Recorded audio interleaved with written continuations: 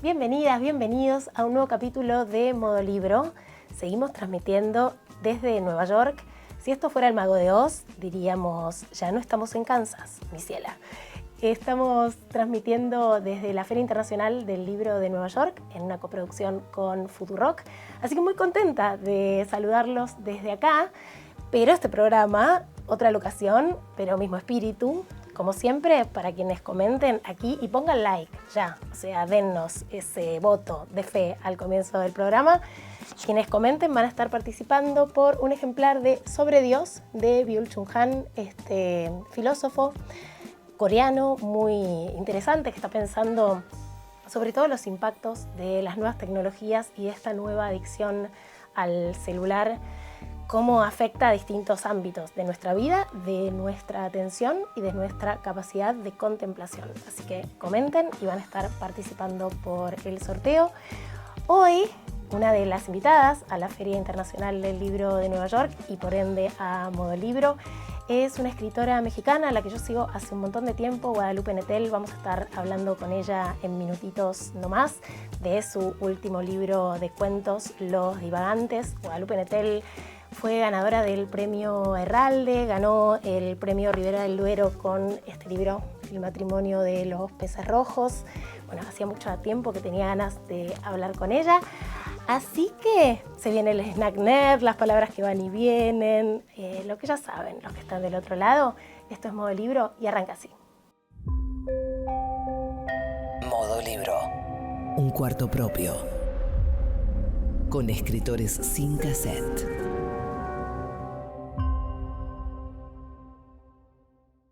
Seguimos en Modo Libro desde Nueva York y tengo el placer de conversar con Guadalupe Nettel. Bienvenida. Gracias. Qué alegría cruzarnos en esta ciudad. Hablando de esta ciudad, vos en la novela Después del invierno, la que ganó el premio Herralde, tenés un personaje que vive en Nueva York, un cubano. ¿Cuál es tu vínculo con la ciudad? Pues es una ciudad que me intriga, me fascina, imagino que como la mayoría de la gente, pero no he vivido aquí realmente. Donde sí viví fue en Montreal y venía seguido. Y tenía amigos latinoamericanos, como algunos inspiraron a algunos de estos personajes de Después del invierno. Y también viví en París y ahí sí es una ciudad que conozco muchísimo más. En la novela hay dos narradores.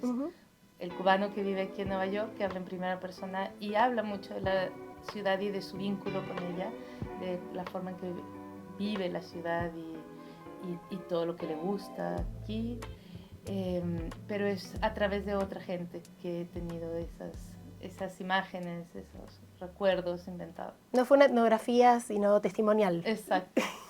¿Y ahora vivís en Barcelona? No, hace años que no vivo en Barcelona.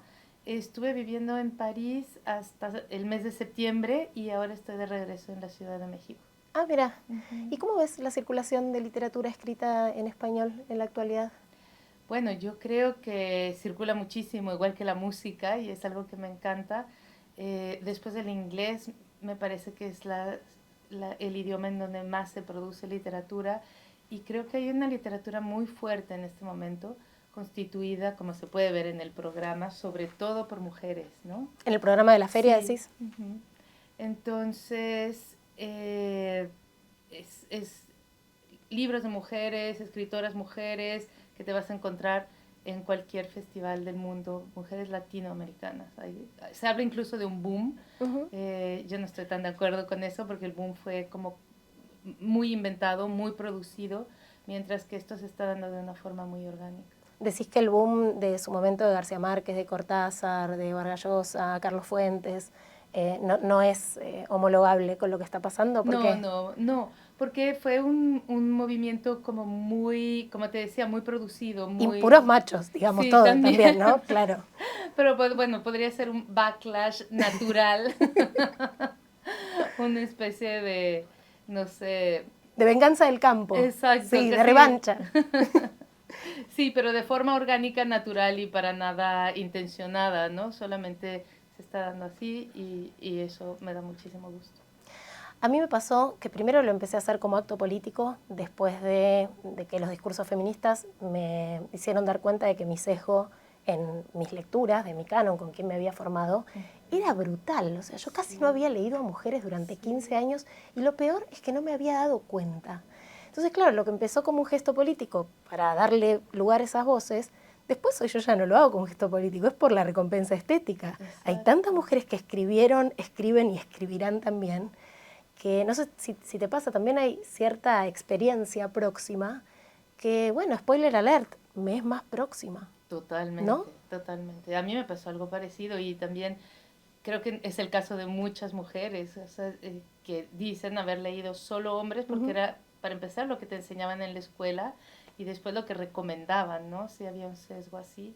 Y ahora, pues es que, aunque sigo leyendo hombres que escriben en la actualidad, también me interesa más lo que están haciendo las escritoras, es muy fuerte.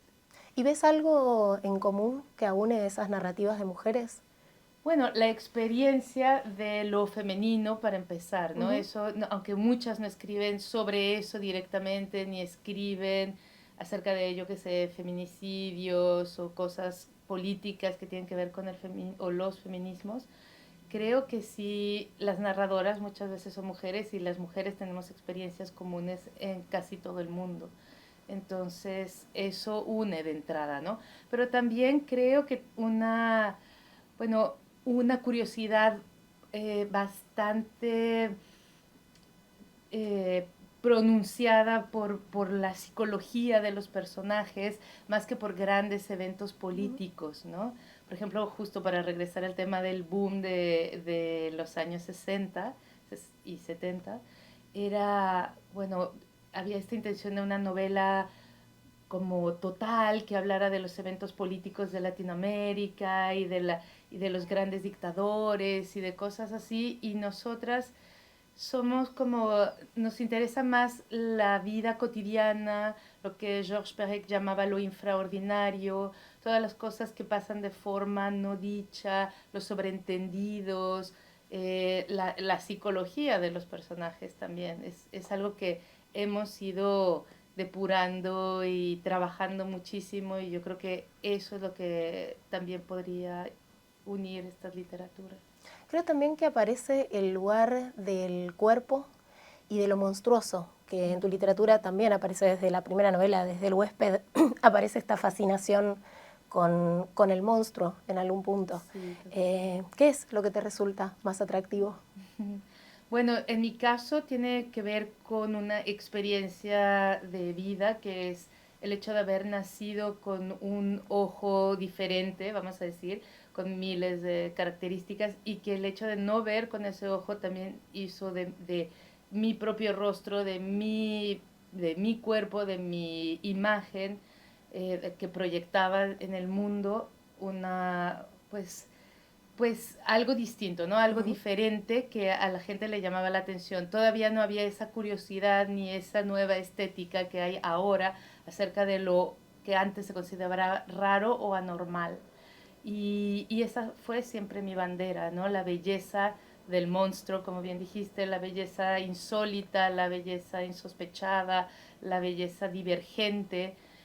Ahora se reivindica muchísimo esas diferencias, ¿no? Y esas divergencias, pero para mí o sea, creo que sí fui pionera en ese campo, sinceramente, y siempre yo supe que esa iba a ser mi línea de batalla, convencer que eso era bello también.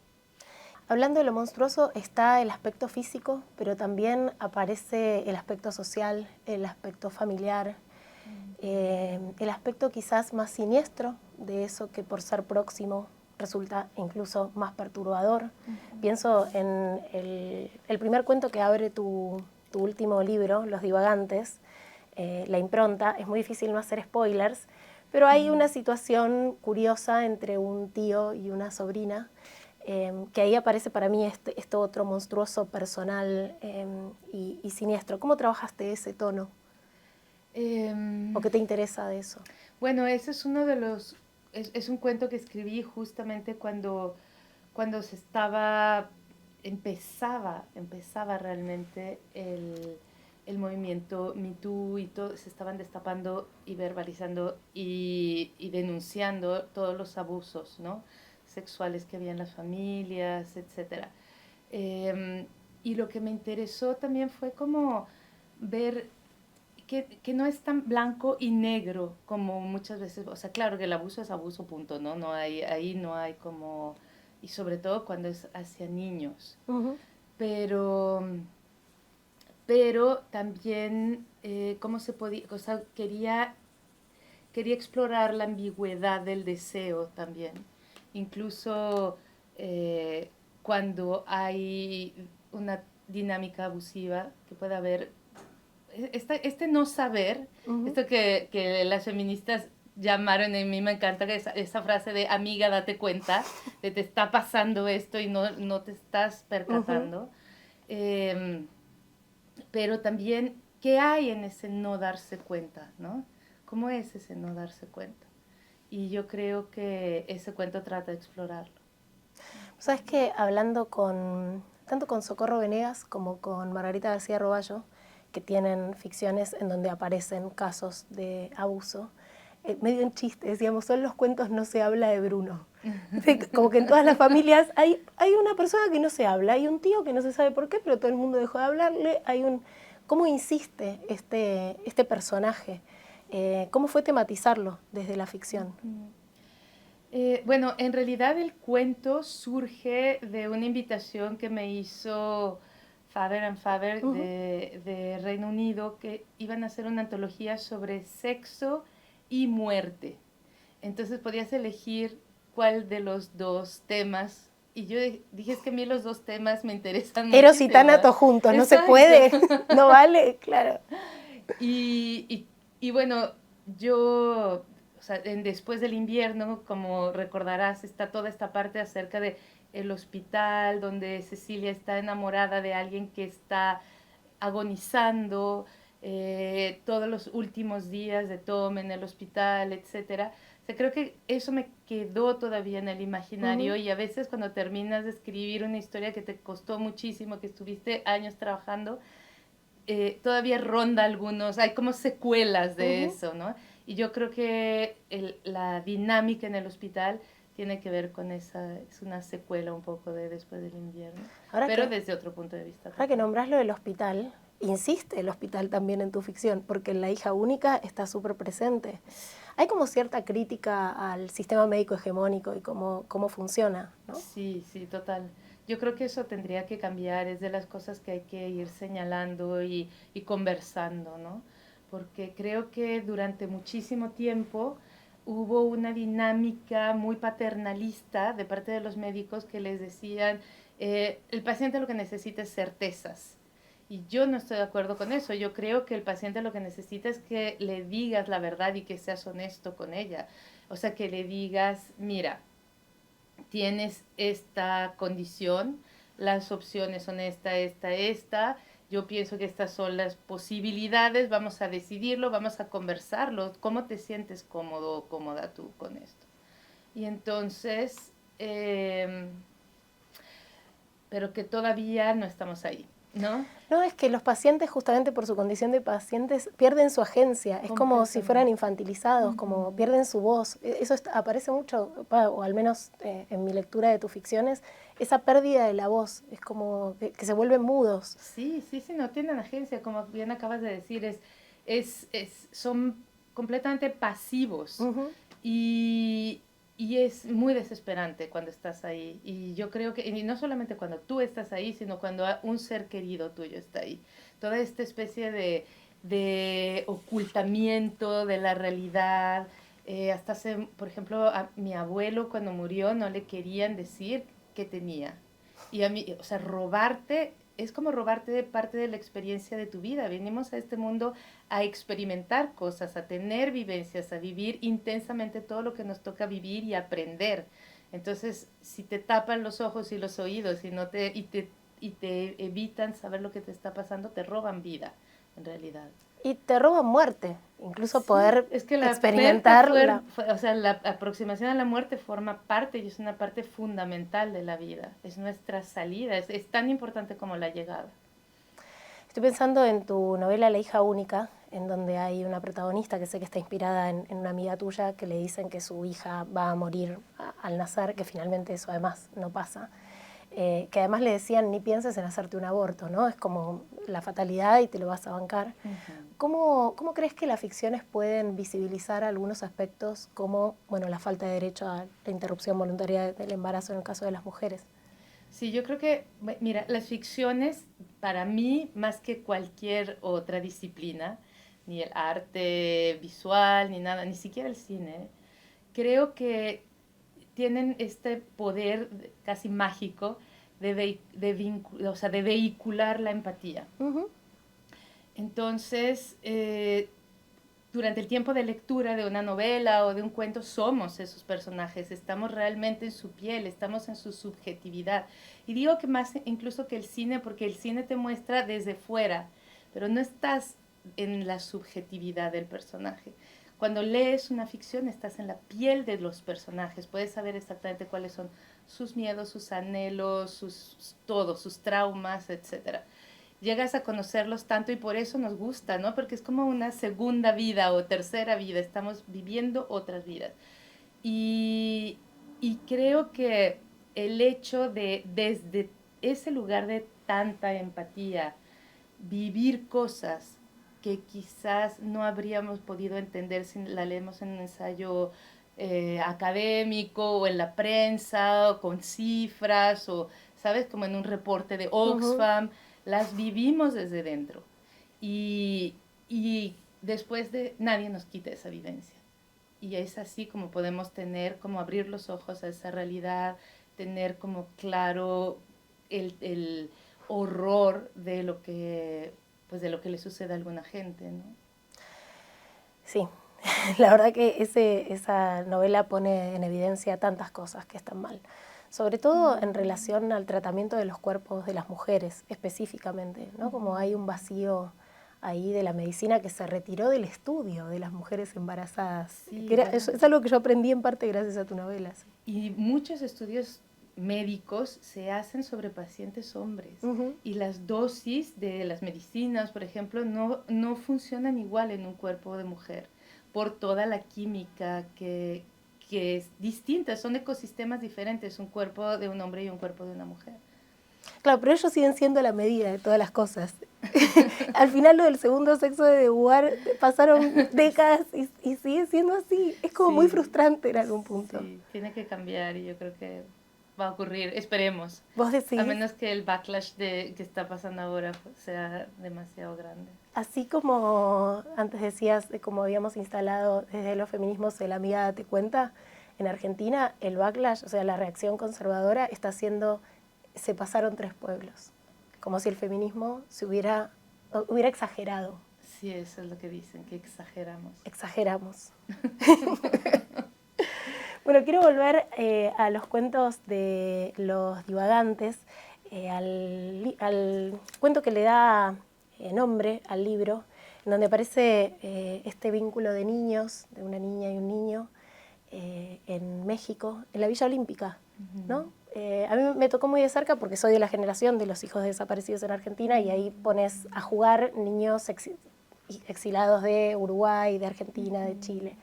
¿Vos tuviste vínculo con los exilados en México en ese momento de niña? Sí, totalmente. Yo nací en los años 70 y crecí en un barrio de exiliados, tal y como cuento en ese cuento. O sea, eso está totalmente inspirado en mi infancia.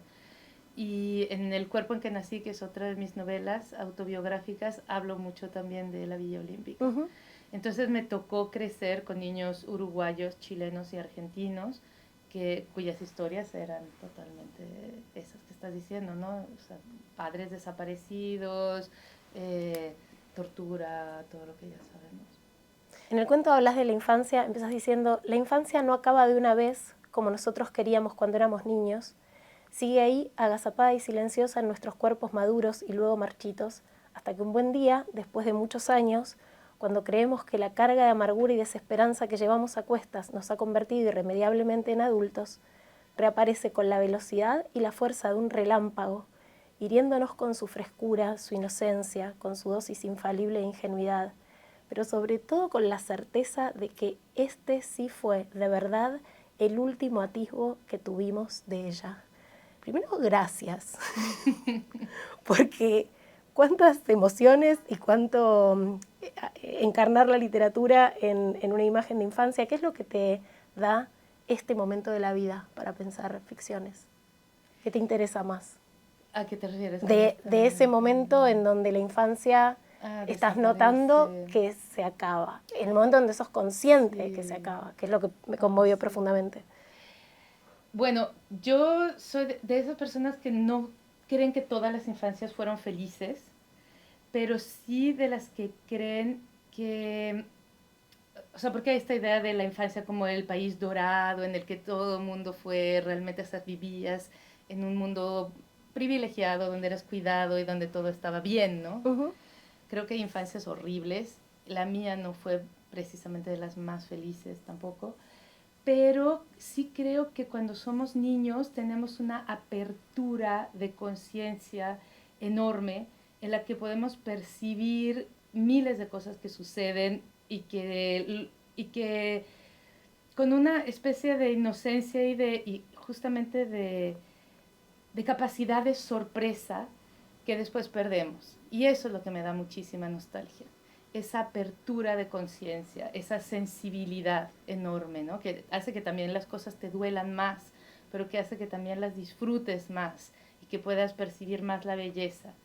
Y es como si nos pusieran unas anteojeras después, conforme vamos creciendo. Y cada vez que yo siento que vuelvo un poco a tener esa apertura de conciencia, a conectarme con quien fui en la infancia, me da muchísima nostalgia. Porque siento como que hubiera perdido a un ser muy querido que era yo. Y que, o sea, es como una nostalgia de eso, ¿no? De mi ser más profundo. Y por eso yo creo que es eso todo lo que inspira todo ese cuento. Cuando vuelves a encontrarte un amigo de infancia, puedes volver a conectarte con eso también. Y también está el tema del desarraigo, porque los padres de ese amigo de infancia, uruguayos, cuando todos los demás exilados con la vuelta de la democracia vuelven a sus países, ellos son los únicos que deciden quedarse en México. Y hay una construcción imaginaria de ese niño de que es Uruguay, porque casi que no lo conoció, él Claro. lo que conoce es México. Hay como una analogía con el no poder volver. Y vos justo ahora volviste a vivir a México después de mucho tiempo. ¿Qué te llevó a volver? Sí, es que a diferencia justo de los argentinos, y creo que de los uruguayos por lo que he visto, pero los argentinos cuando se van se pueden ir para siempre. Yo he visto muchos argentinos que llevan 30 años, 20 años y no han vuelto a pisar. Uh-huh. De hecho, estuve casada con uno. Estuve casada con uno de ellos. Sí, claro. sí. Y que no tenía necesidad de ir a Argentina jamás. O sea, yo decía, vamos a Argentina. Y era como, ¿para qué? Y en cambio los mexicanos no, tenemos un arraigo muy profundo y siempre estamos regresando. Podemos irnos, pero tenemos que volver. Ayer estuve hablando con una chica de la feria que me decía, vivo en Nueva York, pero voy más de 8 veces al año a México. Bueno, están cerca. Sí, es cierto también. Pero es esta necesidad constante de regresar. En este caso no fui yo la que lo decidió, fueron mis hijos. Uh-huh. Y como ellos quisieron estar en México, dije, bueno, pues nos toca. ¿Crees que tuvo una circulación diferente de tu literatura por el hecho de haber vivido en España?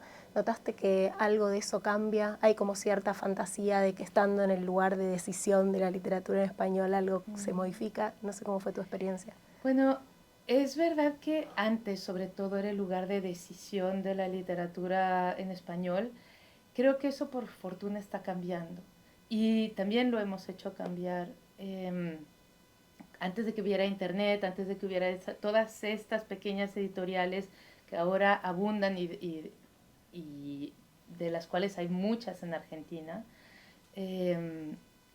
era súper difícil que circulara la literatura si tú no estabas en España o si no publicabas en una editorial española que estuviera dispuesta a distribuirte en diferentes países de América Latina. Claro, y hacer esa apuesta, que son pocos ejemplares, que no sabes cómo lo va a recibir el público. Sí, y a mí me parecía siempre horrible que fueran esos editores españoles que no conocen nuestro continente los que decidieran qué libros circulaban en todos los países y cuáles no, ¿no? Yo creo que hubo un esfuerzo enorme y que fue justo en mi generación cuando se dio ese cambio, ese vuelco, ese cambio de paradigma, porque además ya ni siquiera es que todos los escritores estén mirando como hacia España, más bien miran hacia el reconocimiento ahora, no digo que esté mejor, pero ya cambió hacia el mundo anglosajón sobre todo. Ok, con las traducciones. Bueno, tu obra está traducida a muchos idiomas. Sí, sí está traducida. Y eso, por ejemplo, sí tiene que ver con el hecho de que sea una editorial. Anagrama, lo que me gusta, hay muchas cosas que me gustan de Anagrama. Claro, primero, la primera es el catálogo. Yo me formé con su catálogo, con los de colores. O sea, lo voy a querer siempre a ese sello. Sí, yo también. Yo también me formé con el catálogo y cuando aceptaron mi primera novela ahí, no cabía en la felicidad que Pero tenía. claro. Y entonces, otra cosa que me gusta es que todo lo que publican lo distribuyen en toda América Latina. Y no hay como ningún libro que sea relegado y libros de primera y libros de segunda. Y eso me parece bien, bien valioso de ellos. Hay otro de los cuentos que me encantó de Los Divagantes, Jugar con Fuego, en donde en un momento una mujer se pregunta, ¿quiénes son mis hijos? O sea, ¿qué es esta persona a la que crié? ¿Cómo fue contar ese extrañamiento ante lo familiar? Sí, es como... Hay esta idea de extrañamiento justo que Freud explora con el concepto de lo unheimliche, ¿no? Que es como, así es la palabra en alemán, tiene que ver con el extrañamiento de lo más cercano, cuando tu mano ya no te parece tu mano. O sea, no sé, a mí sí me pasaba en la adolescencia que estaba creciendo tan rápido que de repente no reconocía mi propio cuerpo, me extrañaba mi propio cuerpo. Y creo que hay momentos en los que nuestra propia casa deja de ser, o sea, por ejemplo, en la noche, cuando estamos solos y hay algún ruido, y que nuestra propia casa puede estar habitada por otros seres. Todos hemos tenido algún momento, o sea, después, claro, si eres muy racional, dices, esto no puede pasar y punto, decides no creer en eso. Pero siempre hemos tenido algún miedo, aunque sea terror nocturno durante la infancia, irracional, claro. en que tu propio cuarto deja de ser familiar, en que tu propio cuerpo, en que tu propia mente deja de ser familiar. Y a mí eso es lo que más me aterra, donde tu propio refugio, donde tú sientes que la pertenencia y la confianza y la tranquilidad deja de ser tan apacible, ¿no? Y yo creo que, bueno, es de lo que habla este cuento, acerca de cómo nuestra propia familia, sobre todo nuestros hijos, que pensamos que vienen de nuestro cuerpo, que nosotros, bueno, nosotras criamos, alimentamos, educamos, te das cuenta de que en realidad son personas independientes, son separadas, son autónomas y tienen su propia subjetividad y su propio carácter y su propia locura. Y llega un punto en el que dices, ¿los conozco realmente como yo pensaba que los conocía o no? ¿Y qué son capaces de hacer, ¿no? ¿Cómo trabajas el estilo? Es que para mí, bueno, hay como me gusta mucho que sea bastante comprensible, que sea, busco como una especie de transparencia, de claridad, que sea diáfano. También me gusta, obviamente, la poesía, pero una poesía que busca la sencillez, ¿no? Porque pienso siempre en que va a vehicular ideas más complejas. Entonces, a mí me gusta esta mezcla entre una prosa más simple, digamos, o sea, que llegar hasta ahí no está tan fácil porque tienes que ir limpiando y, o sea, lo más como clara posible para que vehicule bien estas ideas más sutiles, más como ambiguas, toda esta ambigüedad, etc. Y como lectora, ¿qué disfrutas encontrar? Muchas cosas muy distintas. En realidad puedo disfrutar prosa súper abigarrada como la de este escritor que se llama Matías Enard, Ujú. que me gusta mucho y que es, o sea, su literatura es algo que me parece absolutamente distinto de la mía. Yo jamás podría escribir de esa manera, pero la puedo disfrutar. ¿Por dónde empezarías a leer algo suyo? Es que tiene dos facetas, una Ujú. de libros muy, muy cortos y muy concisos, y otra de libros muy grandes, ¿no? Así como, no sé, en español no conozco bien los títulos, pero Subir el Orinoco creo que sería, que ese es como que o Brújula, Ujú. que son libros muy complejos, de una estructura muy rebuscada, con prosa también muy rica, y cargada y densa. Esos libros a mí me encantan, pero tiene otros que hablan, por ejemplo, este sobre Soñamos elefantes, creo que se llama en español, que es sobre Marco Polo, y son libritos más cortos y casi como fábulas. Los dos aspectos me gustan, y los dos son muy distintos. Yo creo que iría más hacia los más cortos y concisos. Bueno, por lo menos para arrancar. Uh-huh. ¿Seguís dirigiendo la revista de la Universidad de México? No, hace un año que ya no, o más. Porque estuviste bastante tiempo como directora, ¿no? Es una revista súper prestigiosa, existe hace Pues sí, ha tenido épocas más casi un como siglo, ¿no? gloriosas Sí. y otras un poco más invisibles, pero sí, es una revista la más longeva de América Latina, la revista cultural más longeva de América Latina.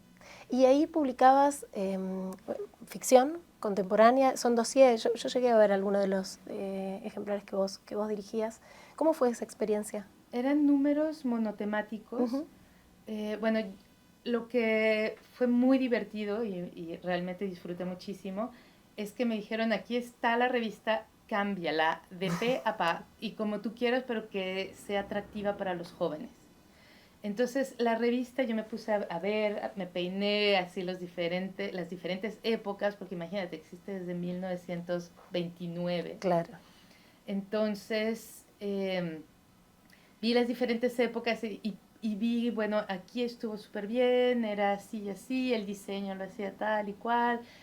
Imagínate que ahí publicó Juan Rulfo el primer borrador de Pedro Páramo. O sea, no, obviamente no todo el libro, pero se llamaba Los Murmullos y era un texto, Wow. pues, considerable. No, es que si uno sigue es un name dropping total. Las Sí, plumas que pasaron por esa revista exacto, es increíble, exacto. sí. Entonces, bueno, estuve viendo cuáles habían sido las épocas más gloriosas y dije, bueno, voy a ver si puedo retomar elementos de aquí, pero que de alguna manera sea atractivo para los jóvenes, ¿no? Y puse,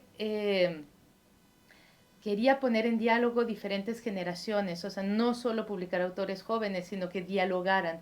Y el número monotemático o monográfico hacía que tú pudieras, sobre un tema, poner versiones a veces encontradas, aportaciones distintas, también era multidisciplinaria, Uh-huh. pero buscando siempre que todos los ensayos fueran muy legibles. O sea que aunque tú pusieras a escribir a un astrofísico, pudieras entender de qué te estaba hablando. Y eso fue un reto, pero creo que lo logramos y fueron 7 años, mal que bien. ¿Y cuál crees que es el desafío hoy para que existan revistas culturales? ¿Existen los lectores de las revistas culturales hoy? Fíjate que yo creo que esta revista en esos 7 años formó lectores. Uh-huh.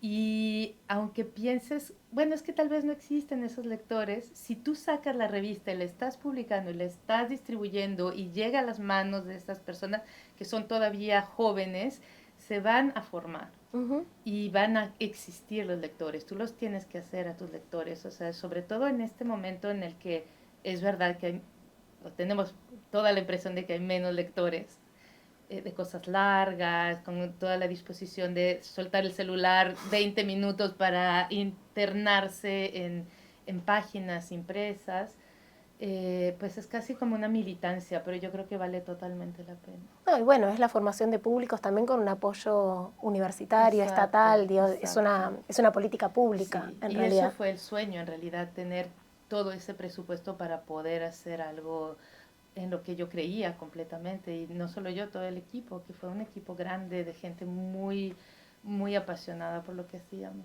Pero justo estamos sorteando entre la gente que ve el programa el último libro de Byung-Chul Han, del filósofo que se llama Sobre Dios, y que dice que, no lo plantea así, pero es una suerte de desaparición del lector. Él lo piensa como desaparición de las personas que puede experimentar algo trascendente, porque como no hay capacidad de aburrimiento y no hay capacidad de contemplación, no hay capacidad de incorporar determinadas experiencias y discursos. Y aunque él no piensa en la literatura, yo todo el tiempo lo estaba pensando en la literatura. Digo, van a desaparecer los lectores, la gente no va a poder leer más de 5.000 caracteres de corrido. Qué locura, ¿verdad? Ojalá que no sea así. No, y al mismo tiempo el mercado juvenil e infantil en editorial muchas veces paga las cuentas de las editoriales. Con lo cual hay algo ahí. Sí, totalmente. Mira, también como especie llevamos cuántos miles de años contándonos historias, contándonos cuentos, o sea, estamos como muy, nuestro ADN trae esa cosa de la narración y de la escucha y de la necesidad de historias que nos expliquen, que nos hagan vivir otras vidas. Entonces yo creo que no se puede acabar así de un plumazo, lo tenemos dentro, tenemos esa facultad. Es cuestión de practicarlo un poco, de verdaderamente, y de los que tenemos la posibilidad, ayudar a que eso pase. Quería volver a uno de tus cuentos de los divagantes que se llama La Puerta Rosada, en donde está este lugar medio mágico al que un hombre llega para pedir deseos, como si fuera un cuento del genio de la lámpara, ¿no? Y en algún punto pide volver a ser joven. Querías hablar de cierta fantasía de eterna juventud, de cierta crisis de la mediana edad. Sí, quería hablar de la crisis de la mediana edad y también como de, bueno, todo el libro se llama Los divagantes porque retoma la idea de los albatros que normalmente tienen un camino muy trazado para sus vidas y que se pierden, ¿no? O sea, que hay albatros que los biólogos llaman divagantes porque toman un camino alternativo. Y casi todos los personajes del libro toman un camino alternativo.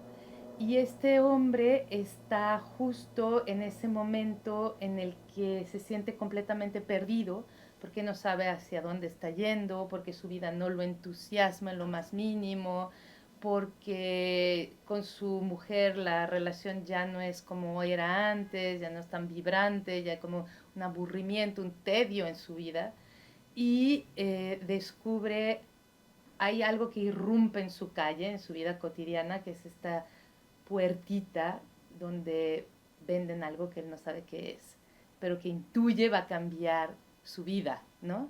Si es una prostituta, pues está dispuesto a probar, aunque él nunca había hecho eso, es algo nuevo.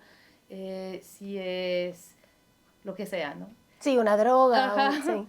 Entonces, va aquí, no le dan la posibilidad de elegir un deseo, como en el genio, pero lo que sucede es que sí lo mandan a una realidad alternativa, donde él sigue teniendo la misma edad, primero, sigue teniendo esa misma mujer, sigue teniendo esa misma casa, pero hay cosas que ya cambiaron, un poquito, levemente. La realidad se trastocó. Y entonces irrumpe, ¿no?, el extrañamiento ese, que después va tomando dimensiones delirantes, en las cuales se encuentra teniendo la posibilidad de actuar de forma diferente en su pasado, pero a cambio siempre de algo, ¿no? Como lo que pasa... Sí, es fáustico. Exacto, sí. Exacto. Siempre hay algo que te piden a cambio. Eso es lo de la magia, o sea, hay algo que tienes que sacrificar para adquirir otra cosa, y él no sabe bien qué está sacrificando. Hace como que toda esta especie de ritual mágico un poco a tientas, ¿no? Que yo creo que es lo que nos pasa a todos. Todos practicamos la magia a tientas y no sabemos qué estamos haciendo. Es como una especie de aprendiz de brujo, pero muy torpe.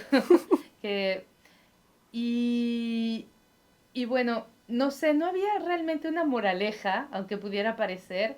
Lo que me parece es que nuestra insatisfacción, o sea, yo creo que ese es más bien el mensaje, si hay alguno en el cuento, nuestra insatisfacción va más allá de los acontecimientos, ¿sabes? Y de los eventos de la vida, y te puedes ganar la lotería, y te puede tirar la onda el más guapo, la más guapa de la cuadra o de la ciudad, que si tienes esa insatisfacción dentro de ti, la vas a cargar siempre, pase lo que pase.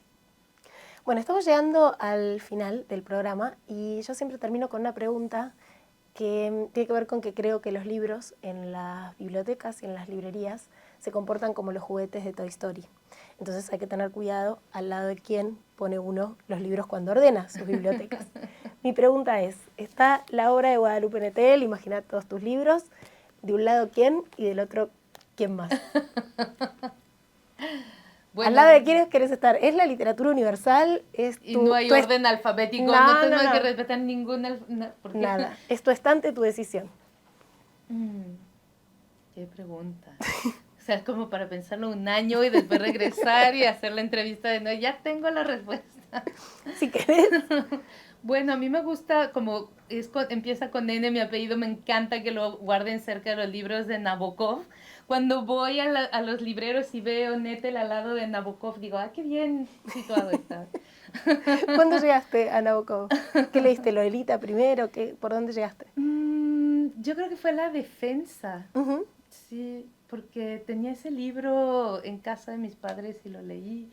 Lolita lo leí más tarde y había tantísima expectativa y en realidad no, o sea, me gustó muchísimo el estilo, pero la historia no me atrapó tanto. Uh-huh. Pero Habla Memoria, Speak Memory, es el libro que yo creo que más me gusta de él. Bien, ¿y del otro lado? Del otro lado está más difícil. Bueno, no sé, me gusta muchísimo Duras, Marguerite Duras, me gusta mucho, pero hay autores contemporáneos que también me gustan mucho. ¿Y qué de Marguerite Duras? Porque es una manera de llevarnos recomendaciones. Sí. Bueno, para entrar, yo creo que ese libro que se llama Escribir. Sí. Es precioso. Es precioso. Uh-huh. Mira, porque yo hubiera ido por El Amante, como lo más clásico. Sí, pero... El Amante también podría ser, pero cuando uno es más como joven, yo creo que no es lo... Está también el Barrage contra el Pacífico, es como una presa contra el Pacífico, ¿cómo se llama en español? Un dique contra el Pacífico. Exacto. Un dique del Pacífico. Ese es uno también que me encanta. Bien, y yo sumo Ojos Azules, Pelo Negro, sí. que creo que es de mis favoritos, de Duras. Muchísimas gracias, un placer leerte, un placer conversar contigo. Igualmente. Y ahora en modo libro nos ponemos en modo sorteo y gracias a la gente amiga del Grupo Planeta tenemos para sortear entre quienes comenten aquí debajo del video y pongan like en el mismo video un ejemplar de Sobre Dios de Byul-Chul Han, este filósofo surcoreano que ganó este año el premio Princesa de Asturias, que saca cada año un librito como muy breve y nos deja máximas para pensar problemas contemporáneos. En este caso, a partir de textos de Simone Weil, piensa cuestiones que tienen que ver con las nuevas tecnologías, los déficits de atención, cuál es el sujeto contemporáneo que se está conformando en torno a un régimen de atención que no había tenido nunca en la vida la especie humana. Les voy a leer un poquito de lo que plantea Byul-Chul Han. El smartphone es una máquina digital de adicción. El estímulo de la sorpresa alimenta el insaciable anhelo de información. La información cuenta con un margen de actualidad muy reducido. La atención requiere una duración, por eso no podemos mantenernos atentos frente a lo que cambia. La atención profunda, contemplativa, se dirige hacia lo duradero, hacia lo que permanece y perdura. Lo verdadero es lo duradero. Y el dominio de la información lo destruye, ya que nos arrasa a un permanente torbellino de actualidad. Quien no es capaz de mantener una atención contemplativa, de mirar, no puede acceder a la verdad, al verdadero y duradero orden de las cosas. Cualquier semejanza con su vínculo con su teléfono no es mera coincidencia. Comenten acá abajo del video y van a estar participando por un ejemplar de Sobre Dios de Byul-Chul Han.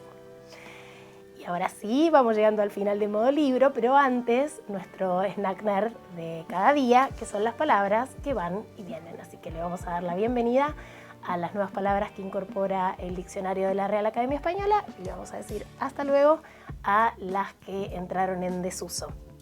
Fun fact, Según un análisis reciente del lingüista Humberto López Morales, ¿por qué digo dato curioso en inglés si voy a hablar del español en los Estados Unidos?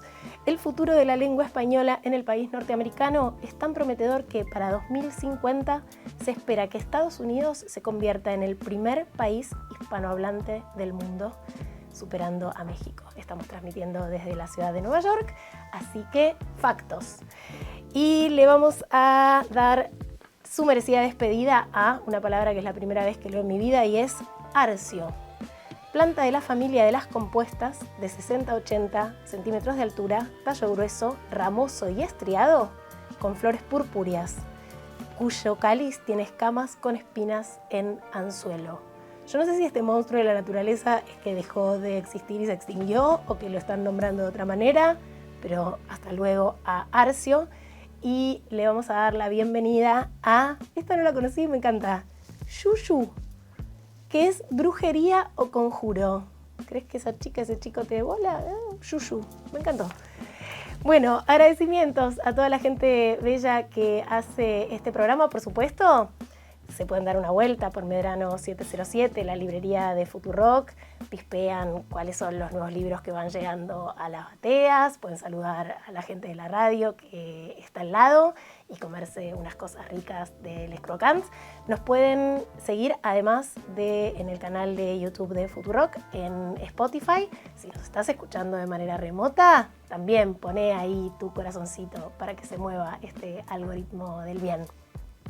Hicimos este programa en producción Carolina Salvini y Paulina Cosi, producción en Nueva York Giovanni Escalera, cámara y audio Amilcar Ortiz, coordinación audiovisual, ¿qué dijo? Martina Bayur, coordinación general Lucía Suez, ediciones Futurock Leila Gamba, yo soy Eugenia Sicabo y seguimos con más Modo Libro desde Nueva York.